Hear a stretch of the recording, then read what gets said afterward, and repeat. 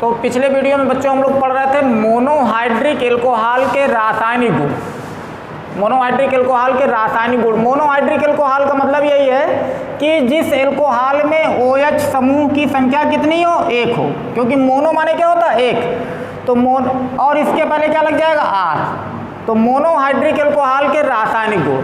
आज इसमें का जो रासायनिक गुण हमको पढ़ना है, वो रासायनिक गुण हमको पढ़ना है निर्जलीकरण। निर्जलीकरण यानी कि डिहाइड्रेशन।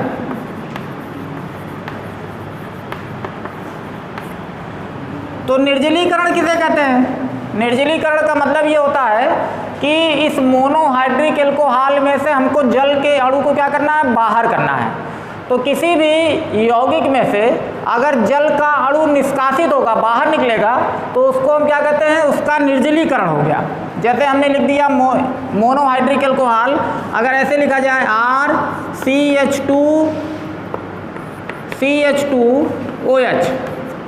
OH समूह की संख्या एक है, तो इसका मतलब ये मोनोहाइड्रिक एल्कोहल है। और इसका जो निर्जलीकरण होगा, वो निर्जलीकरण होगा सल्फ्यूरिक अम्ल H2SO4, या इसके स्थान पर हम एल्यूमिना भी ले सकते हैं।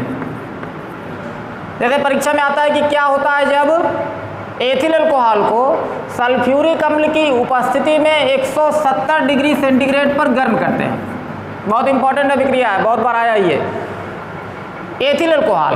अभी ये जनरल अभिक्रिया है।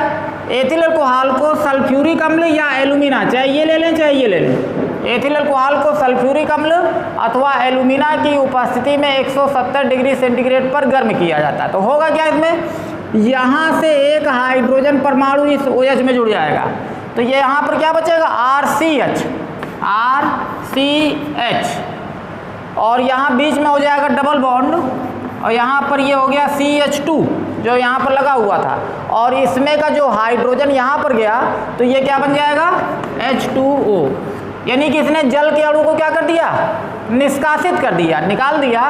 तो इस अभिक्रिया को हम कहेंगे एल्कोहल का ये निर्जलीकरण है। और कोई भी मोनोहाइड्रिक एल्कोहल होगी, अगर उसका निर्जलीकरण होगा सल्फ्यूरिक अम्ल अथवा एल्यूमिना के द्वारा 170 डिग्री सेंटीग्रेड पर, तो हमेशा क्या बनेगी, एल्कीन बनेगी। कोई भी एल्कीन बन सकती है। अगर ये एथिल अल्कोहल होगा, तो यहाँ पर एथिल अल्कोहल में परिवर्तित करने के लिए इसको हम क्या कर देंगे, R के स्थान पर H कर देंगे, और जब H कर देंगे तो वो H इसमें जुड़ जाएगा, तो ये CH3 हो जाएगा, CH3, और इसी प्रकार से ये लिख दिया CH2OH, ये एथिल हो गया, और ये एल्कोहल, तो इसका नाम हो गया एथिल अल्कोहल। इसको सल्फ्यूरिक अम्ल H2SO4 या एल्यूमिना Al2O3 170 डिग्री सेंटीग्रेड पर गर्म किया जाए, तो इसमें का एक हाइड्रोजन इसमें आ जाएगा। तो यहाँ पर बचेगा क्या, CH2, डबल बॉन्ड हो जाएगा CH2, तो ये हो गया CH2 डबल बॉन्ड CH2। इस एल्कीन का नाम क्या हो गया, 2 कार्बन है तो एथ, डबल बॉन्ड है तो एथीन या एथिलीन, और यहाँ पर बन गया ये H2O। कैसे परिवर्तित करेंगे एथिल अल्कोहल को एथीन में या एथिलीन में, इसमें थोड़ा सा, लेकिन एक ये इंपॉर्टेंट क्वेश्चन बहुत है, परीक्षा में आया हुआ है कई बार। सभी जितने भी मोनोहाइड्रिक एल्कोहल होंगे उसका एल्कीन में परिवर्तन हो जाएगा इस प्रकार से, लेकिन जो मेथिल अल्कोहल है, मेथिल अल्कोहल का जो निर्जलीकरण है ये नहीं होता है। मेथिल अल्कोहल का निर्जलीकरण नहीं हो, क्योंकि मेथिल अल्कोहल में कार्बन कितना है, 1 कार्बन है, तो 1 कार्बन नंबर की एल्कीन जो होती है वो पाई नहीं जाती है, इसीलिए मेथिल अल्कोहल का निर्जलीकरण नहीं होगा। जैसे अगर 4 ऑप्शन दे दिया जाए कि CH3OH, C2H5OH, C3H7OH और RR और CHOH, ऐसे लिख दिया जाए, इसमें से कहा जाए कि इसमें से कौन सा एल्कोहल का निर्जलीकरण नहीं होगा, तो ये मेथिल अल्कोहल का निर्जलीकरण नहीं, ठीक है। और एक इम्पॉर्टेंट क्वेश्चन इसमें, और ये भी परीक्षा में आया है कई बार, दूसरा जो इसमें का इम्पॉर्टेंट क्वेश्चन है, जो निर्जलीकरण है इसमें जो सबसे ज़्यादा क्रियाशील एल्कोहल होती है वो तृतीयक एल्कोहल होती है। तृतीयक एल्कोहल के बाद सेकेंडरी एल्कोहल और सबसे अंत में प्राइमरी एल्कोहल। यानी कि जो तृतीयक एल्कोहल होगी, कहीं पर भी अगर ऐसे लिखा हुआ है तृतीयक एल्कोहल, जैसे प्राथमिक एल्कोहल का क्रियात्मक समूह ऐसे लिखेंगे RCH2OH, ये प्राथमिक एल्कोहल है। अगर CH2OH लगा है तो ये प्राथमिक एल्कोहल है। इसमें से एक H को और बाहर कर दिया जाए तो एल्किल कितने हो जाएंगे? 2, और यहाँ पर हो जाएगा CHOH, ये तो प्राइमरी एल्कोहल है। ये सेकेंडरी एल्कोहल हो गया, और यहाँ पर एक H को और बाहर कर दिया जाए तो R कितने हो जाएंगे? 3, और ये हो जाएगा COH, ये तृतीयक एल्कोहल है। तो अगर इस तरह क्वेश्चन आता है कि किस एल्कोहल का निर्जलीकरण बहुत तीव्र गति से होगा, तो जो तृतीयक एल्कोहल होगी, यानी कि ये जिसमें COH क्रियात्मक समूह लगा हो और उसमें एल्किल समूह की संख्या कितनी हो? 3, तो उस एल्कोहल का निर्जलीकरण जो होगा बहुत तीव्र गति से होगा। उससे थोड़ी धीमी गति से सेकेंडरी एल्कोहल का होगा, और सबसे धीमी गति से प्राइमरी एल्कोहल का होगा। तो ये हो गया एल्कोहल का निर्जलीकरण। इस निर्जलीकरण में सबसे पहले चीज़ हमको ये जानना है कि कोई भी मोनोहाइड्रिक एल्कोहल हो, उसका निर्जलीकरण किसके द्वारा होगा? सल्फ्यूरिक अम्ल या एल्यूमिना के द्वारा। 170 डिग्री सेंटीग्रेड पर गर्म करेंगे तो मोनोहाइड्रिक एल्कोहल किस में बदल जाएगी? एल्कीन में बदल जाएगी। पहला चीज़ इंपॉर्टेंट। दूसरा चीज़, मेथिल एल्कोहल का निर्जलीकरण नहीं होगा। और तीसरा इंपॉर्टेंट क्वेश्चन कि जो निर्जलीकरण है उसमें सबसे ज़्यादा क्रियाशील कौन होगा? तृतीयक एल्कोहल, थोड़ा कम क्रियाशील सेकेंडरी एल्कोहल, और सबसे कम क्रियाशील प्राथमिक एल्कोहल। ये सारे क्वेश्चन कंपटीशन वगैरह में आते हैं। ये निर्जलीकरण के बाद जो अगला रासायनिक गुण है वो है हमारा ऑक्सीकरण। ऑक्सीकरण, ऑक्सीडेशन।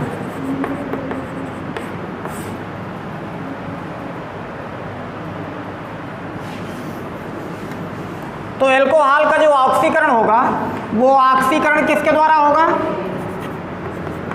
अम्लीय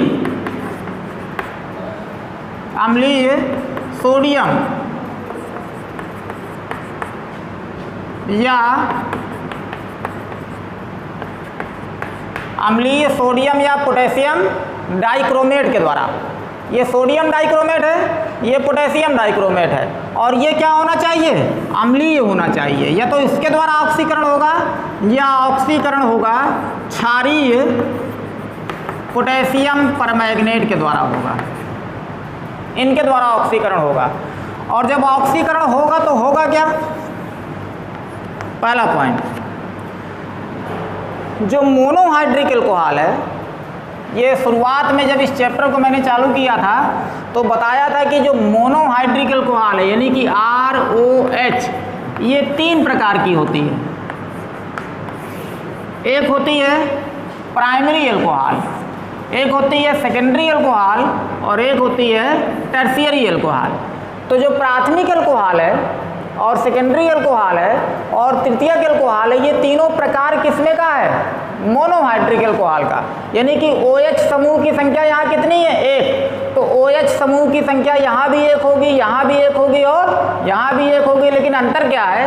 जो प्राथमिक एल्कोहल है इसका क्रियात्मक समूह होगा CH2OH, और ये केवल एक एल्किल समूह के द्वारा जुड़ा होगा, एक एल्किल समूह। और जो सेकेंडरी एल्कोहल है इसमें से एक H हमको और कम कर दे रहा है, तो ये बचेगा क्या? CHOH, और इसमें जो एल्किल समूह है वो कितने हो जाएंगे? 2, ऐसे R। और जो तृतीयक एल्कोहल है इसमें से ये वाला H भी खत्म हो जाएगा, तो यहाँ पर बचेगा क्या? COH, और एल्किल समूह की संख्या कितनी हो जाएगी? 3, R। तो ये मोनोहाइड्रिक एल्कोहल के 3 प्रकार हैं, प्राथमिक, द्वितीयक और ये तृतीयक। तो सबसे पहले जो मोनोहाइड्रिक एल्कोहल में जो हमारा ये प्राथमिक एल्कोहल है यानी कि RCH2OH, इसका हमको ऑक्सीकरण करना है। और ऑक्सीकरण किसके द्वारा करना है? इसी के द्वारा करना है या इसके द्वारा करना है? तो चले हमने जैसे मान लीजिए उसको लिख दिया Na2Cr2O7 और अम्लीय है तो साथ में हमने कोई भी अम्ल लगा दिया ये। और ऑक्सीकरण होगा, जब ये ऑक्सीकरण हो गया तो यहाँ से ये हमारा जल क्या हो जाएगा? निकल जाएगा, H2O निकलेगा। तो यहाँ बचेगा क्या? RCHO, एल्डिहाइड बना, यानी कि RCHO प्लस जल। तो अगर मोनोहाइड्रिक एल्कोहल में प्राथमिक एल्कोहल है तो उसका ऑक्सीकरण करने पर हमेशा क्या बनेगा? एल्डिहाइड बनेगा। जैसे अगर इसको H कर दिया जाए, R के स्थान पर H, तो यहाँ पर ये H इसमें जुड़ जाएगा, CH3OH, मेथिल एल्कोहल हो जाएगा। तो जब मेथिल एल्कोहल हो जाएगा तो R के स्थान पर हमने H किया तो यहाँ पर भी क्या हो जाएगा? H, HCHO, फॉर्मेल्डिहाइड बन जाएगा। अगर इसको एथिल कर दिया जाए यानी कि यहाँ पर CH3 कर दिया जाए तो CH3CH2OH एथिल हो जाएगा। तो यहाँ पर भी CH3 हो जाएगा, एसिटाल्डिहाइड बन जाएगा। ये तो प्राथमिक एल्कोहल की ये इसकी बात हुई। सेकेंडरी एल्कोहल की बात करते हैं। सेकेंडरी एल्कोहल का मतलब ये, तो RCHOH, इसका ऑक्सीकरण होगा इसी के द्वारा, ये जल निकल जाएगा H2O, तो ये बनेगा क्या? RC, और ये वाला O इसमें जुड़ेगा, डबल बॉन्ड O, तो ये क्या है? कीटोन है। तो जो सेकेंडरी एल्कोहल है वो ऑक्सीकरण करने पर क्या बनाएगी? कीटोन बनाएगी, और ये एल्डिहाइड है।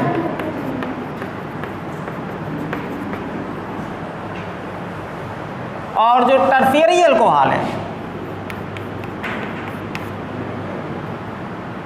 R, और यहाँ पर COH, इसमें सबसे मेन चीज़, एक क्वेश्चन इसमें यह है कि कौन सी एल्कोहल का ऑक्सीकरण बहुत आसानी से हो जाता है?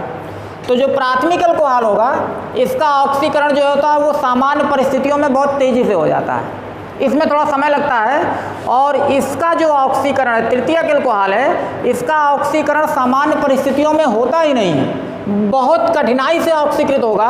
और जब ये ऑक्सीकृत होगा तो ये बनाएगा कार्बोक्सिलिक अम्ल और कीटोन का मिश्रण बनाएगा।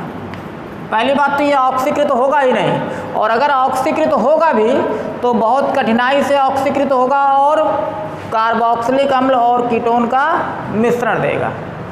तो क्वेश्चन ये बनता है कि प्राथमिक एल्कोहल ऑक्सीकरण करने पर क्या देगा? एल्डिहाइड देगा। सेकेंडरी एल्कोहल ऑक्सीकरण करने पर क्या देगा? कीटोन देगा। जो टर्शियरी एल्कोहल है इसका ऑक्सीकरण होगा ही नहीं, सामान्य परिस्थितियों में ऑक्सीकरण नहीं होगा। अगर प्रबल अम्लीय माध्यम है और प्रबल क्षारीय माध्यम है तो उस परिस्थिति में ये ऑक्सीकृत हो जाएगा थोड़ी मात्रा में, और ऑक्सीकृत होकर के कार्बोक्सिलिक अम्ल और कीटोन का मिश्रण बनाएगा। तो ये क्वेश्चन इसमें तैयार करना है। तो ये तो हो गया इसके ऑक्सीकरण की बात।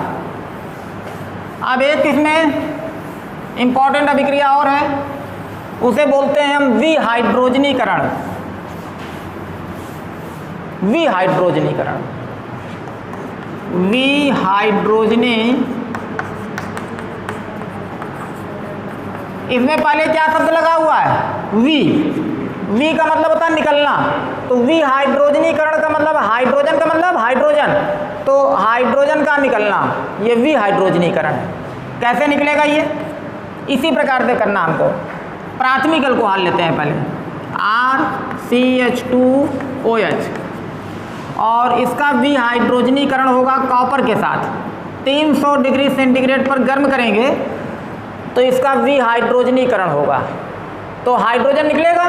तो हाइड्रोजन कहाँ है? ये है, H2 निकल जाएगा, तो बचेगा क्या? RCHO, यानी कि प्राथमिक एल्कोहल विहाइड्रोजनीकरण करने पर क्या देगा? एल्डिहाइड देगा।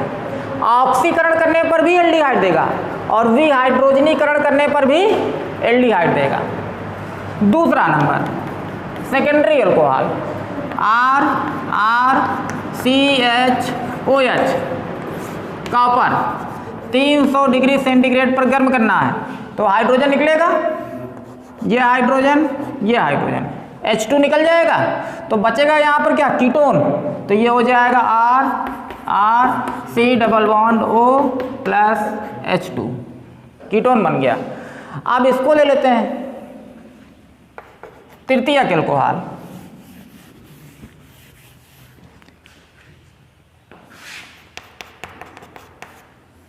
ये अपवाद वाला कंडीशन है, ये ज़्यादा इंपॉर्टेंट है। तृतीयक अल्कोहल R और यहाँ पर COH कॉपर के साथ 300 डिग्री सेंटीग्रेड पर गर्म करना है। अब थोड़ा इसमें अभिक्रिया समझना है तो इस अभिक्रिया को हम ऐसे कर देते हैं। 3 R लगा है, 3 R का मतलब यहाँ पर हम तीनों को कर देते हैं मेथिल मान लें। यहाँ पर भी मेथिल, एल्किल है ये, यहाँ पर भी मेथिल और यहाँ पर भी मेथिल कर दिया हमने।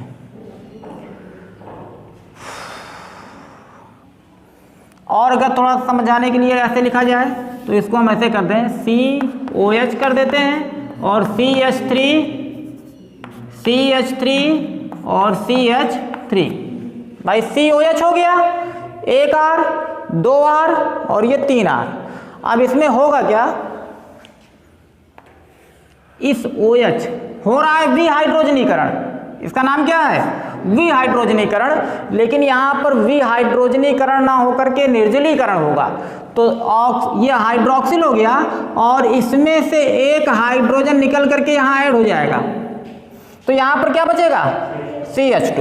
और जब CH2 बचेगा तो ऐसे लिखते हैं हम, ये CH2 बचेगा तो यहाँ सिंगल बॉन्ड ये डबल बॉन्ड हो जाएगा CH2। यहाँ पर कोई परिवर्तन नहीं, यहाँ पर कोई परिवर्तन नहीं तो ये हो गया CH3 और यहाँ पर भी क्या हो गया? CH3 और ये यहाँ पर क्या बन गया? H2O।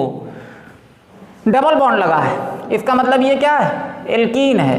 तो इसका मतलब जो तृतीयक अल्कोहल होगा उसका जब विहाइड्रोजनीकरण होगा तो विहाइड्रोजनीकरण नहीं होगा, निर्जलीकरण होगा। लेकिन अभिक्रिया विहाइड्रोजनीकरण ही पढ़ी जाएगी और विहाइड्रोजनीकृत होकर के वो किसका निर्माण करेगा? एल्कीन बनाएगा।